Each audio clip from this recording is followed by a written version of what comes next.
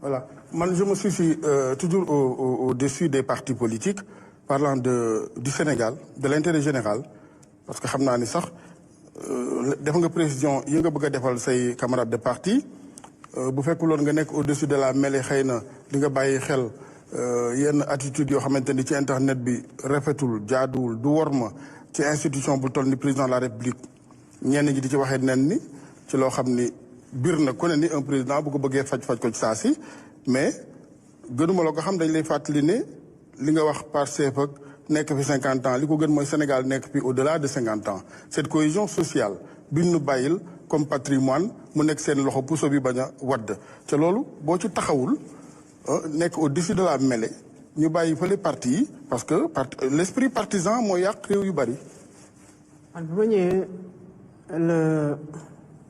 2 avril laa prêté serment le 3 avril laa def premier discours solennel 3 avril boobu laa démissionné de mes fonctions de secrétaire général parce que remplacé woon nañ ma bi ma nekkee kaso ci jamono mais kooku intérimaire la woon kon su ma ñëwaatoon mën naa récupérer waat sama fonction de secrétaire général te bi ma koy bàyyi j'ai été clair dama ne dama bëgg a situé wu au-dessus de la mêlée donc mais ni ma situé wu au-dessus de la mêlée dafa am ci parti bi ma bokk bu ma porté et qui a joué un rôle ëpp na essentiel sax à la limite en tout cas qualificatif boo ci teg romb na ko mais bu mottali koo ñeneen pour mu mën a nekk président de la République donc cette appartenance partisane lu may revendiquer la parce que man je suis un politicien et ce politicien là est affilié à un parti dont il est membre fondateur léegi nag dafa am Bassirou le politique am Bassirou le chef d'État le chef de l'État dafa am ay chartes yoo xamante ne ñoo koy aar mu am ñoo xamante ne ñoo war a wattandiku loolu muy yoon loolu dafay wane ne man je ne mets pas de pression sur la justice je ne mets pas de pression sur la justice li ñuy wax ci lu bari du lu may dégg parce que nekkuma ci réseau yi di xool lan la diw wax lan la diw waxul li ma jàpp mooy ni ñu tànn teg leen fi ñu leen teg mate nañ seen liggéey et que bu ñu gisee loo xamante ne jaaduwul la lu waroog war ma gi war ci man dinañ def seen liggéey moo tax yenn saa di nga dégg ñu ne jàpp nañu nit pour offense au chef de l'État ñu jàpp na sax chef de l'État dégg na ko fekk ne chef de l'État déggu ko mais dafa am ñuy wattandiku war ma gi ci war pour préserver la fonction loolu kese moo am maintenant man wax dëgg yàlla yëkkati na ma ci niveau boo xam ne jombale naa sama bopp di wàccaat di nekk ci règlement du compte contre qui que ce soit du doomu aadama du organisation kon nekk au-dessus de la mêlée boobu foog naa ne bu amee kenn ku ko incarné ci dimension bi moo incarné mosul am ci 25 dernières années yi wala lu ko weesu ci biir Sénégal te ci noonu laa fas yéene tamit wéy. Monsieur le Président yaa ngi wax ne Pastef mën na fi nekk 50 ans est-ce que sa digganteeg Ousmane Sonko dafa amul fa amoon ci diggante pacte wala dara. non amul benn pacte sama digganteeg Ousmane mënul am sax pacte en réalité parce que pacte bi dafay bu amoon dafay lalu ci loo xamante ne manque de respect la et de considération ak bañ a wàccoo ak charte yoo xamante ne ñooñu tënk d'abord par rapport au parti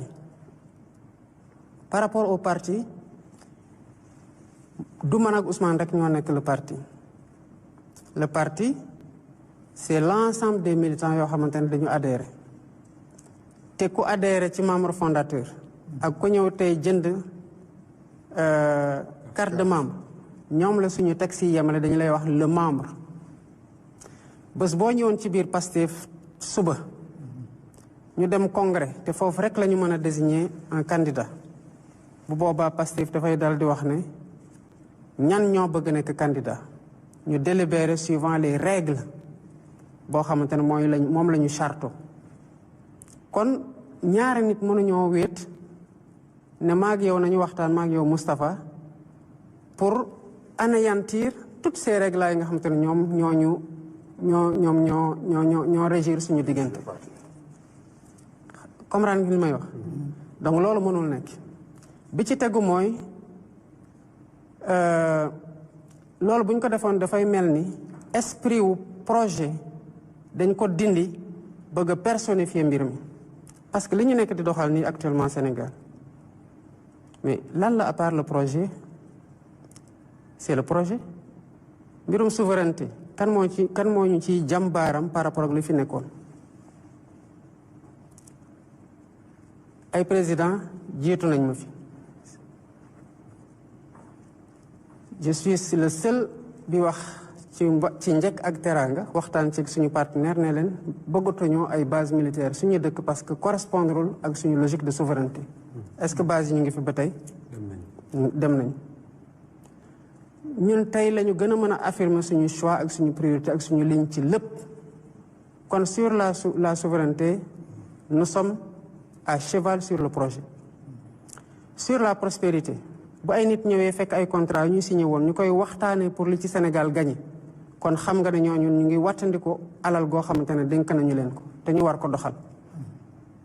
moo tax duñu signé lenn loo xamante ne dafay lor Sénégalais yi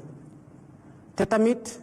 ci gestion vertueuse finance publique yooyu ci la ñu taxaw kon ñu ngi ci prospérité donte am na maintenant des contingences externes qu'il faut gérer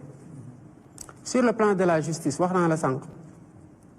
man je n'interfère pas dans le fonctionnement de la justice dama jàpp ne que ñi fa nekk ils sont en train de faire leur travail buñ ko deful am na loo xamante ne buñ ko apprécier am na fu ñu war a jaar te loolu charte moo ko teg kon un Sénégal souverain juste et prospère bi tax sénégalais yi fal ma man maa ngi ci ñi jàpp ne que lii mooy projet Pastef gis nañu que le projet est en train d'être déroulé léegi au nom de quoi ñu war a wax dès à présent kon yow Moustapha même su ma ki fi nekk bu réglé woon tous les problèmes que nous avons quand même il faut que Moustapha toog mu nekk loo xam ne dañ ko war a décider avant même ñuy départ pour dem campagne électorale je pense que loolu correspondrul ak ADN Pastef et je n'aurais jamais pris un engagement du genre parce que da doy wane ne que dama manque respect à mes frères de parti manque respect aux Sénégalais et c'est là où il est important d'agir ci suñu objectif d'enrôlement carte électorale carte de membre Pastef yi suñu objectif ñaata la loolu objectif la amoon nañu fi objectifu 500 000 bi ma nekkee le secrétaire général nous n'avions pas 100 000 kon 1 million boobu mën na am sax duñ ko matal ñaata nit ñoo ma fal les 54% c'est 2 450 000 kon même bu ñu amee 1 million mu nekk ay membre Pastef kon ñi ma fal ful nañu leen daanaka benn bay xaajal léegi ñooñu lu tax ñu war leen imposer un choix interne au sein de Pastef pour mu nekk choix boo xamante ne les Sénégalais vont devoir se contenter de ce choix-là man jàpp naa ne kon tenant compte du respect de la volonté des Sénégalais du respect des membres de notre parti et des textes qui nous régissent sérieusement je n'aurais jamais pu prendre un pacte comme ça. yaa ngi wax wàllu justice mooy nekk thème bi nga xam ne moom la ñuy aborder sax justice ak reddition et la Jossane ñu tàbbali ci thème boobu. ñu seetlu monsieur le président ci fànn woowu ci wàllu reddition des comptes bi ngeen ñëwee effectivement comme yeneen nguur précédent yi ku ci ñëw rek da ngay sumb reddition des comptes maanaam dabu gi ñeel koppari askan wi. mais ba ngeen ko tàmbalee léegi ñu gis ne libération yaa ngi bëgg a bari nag ndànk parce que wax dëgg yàlla je cite de mémoire comme ça Lat Diop Mansour Faye Barki Dembo Ndiaye Farba Ngom et cetera ci ñoom ñoo gën a siiw rek parce que au niveau des ministères beaucoup de DAGE et cetera ont été libérés bu lii dakkul est-ce que du doon comme disent les Français une montagne qui accouche d'une souris. D'abord nañu fàttali ko ne que ci yoon présomption d'innocence mooy le principe. maanaam ku ñuy topp ci yoon tant que daanuñu la ba sa recours jeex dañuy jàpp ne dañu lay tuumal rek mais taxagoo tant que daan teguñu la daan ñooñu nga cité noonu donte woo nañ leen ci yoon donte denc nañ leen dañ ko négandiku dañu amoon seen présomption d'innocence yàlla dafa def ki ngay waxal ni muy man tegoon nañ ma tuuma gannaaw bi ma bindee ñu ne ma damaa xotti war ma magistrat yi sama dossier dañ ko corsé ne ma terroriste en relation avec une entreprise terroriste nee ma atteinte à la sûreté de l'État nee ma association de malfaiteurs est-ce que rek c'est parce que tegoon nañ ma loolu que man coupable la est-ce que am nga yëg-yëg ne ki nga jàkkaar loolu ni di waxtaanal terroriste la kon jóge naka la ñuy tuumalee nit terroriste 10 jours après Sénégalais yi à 54% nekk yow la ñuy doylu pour nga jiite réew mi nga xamante ne foofu lañ la waxoon foofu ngay defee terrorisme kon nañu def distinction entre ki ñuy woo mandat de dépôt ko ak ku ñu àtte ba pare ma jël le cas sans citer de nom de la Covid ay rapport la moo taxoon ma ne mënul am ay rapport yu fi nekk ba pare justice di daagu loolu laa waxoon ci 1 an yi effectivement parce que le rapport Covid ñu ngi ko transmettre woon suma juumul en août 2022 ñu toog ba 2024 defuñu dara ma ne rapport yi dafa war a am suite loolu moo tax ma ne leen sànq rapport yi transmettre nañu leen justice yi nga def liggéeyam maintenant justice boobu mooy saytu dossiers yi saytu rapport yi ci anam yu ñu ko tëralee justice boobu mooy toppaate justice boobu mooy mandat de dépôt justice boobu mooy dem ba jëmi jamono en fonction des contestations et des éléments du dossier mu ne déw mii de li ñu ko doon toppee man mi ko doon topp man en tant que justice man maa koy setal wala ma bàyyi gum ko bàyyim na bëndi ko bu leen fàtte ne tamit que liberté provisoire ne veut pas dire que kooku duñ ko atte ëllëg daan ko mais justice mooy doxee nii est-ce que am nañ ci lu ñu neex ak lu ñu naqari man nekkuma di am lu ma neex ci ku ñu tëj ak lu ma naqari ci ku ñu libéré man je fais confiance à cette justice te damay joxe les moyens bu ñu leen mettre dans les dispositions ñu indépendant ba pare ñu juste dans le traitement des dossiers loolu mooy sama responsabilité bés bu ñu gisee nag am na ay juge wala ay magistrats yoo xamante ne lu ñuy xaar ci ñoom wàccoowuñu ak li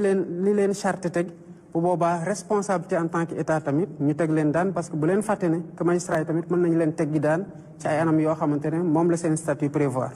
mais jusqu'à présent c'est des dossiers en cours sur la base de rapports yi nga xamante ne rapports yu bëri c'était avant nous dina am ay rapports avec nous la justice continue à faire son travail dans ce cadre-là ñi ñu xam ñu siw ak ñi ñu xamul mais la justice fait son travail. pour des ci justice ba léegi monsieur le président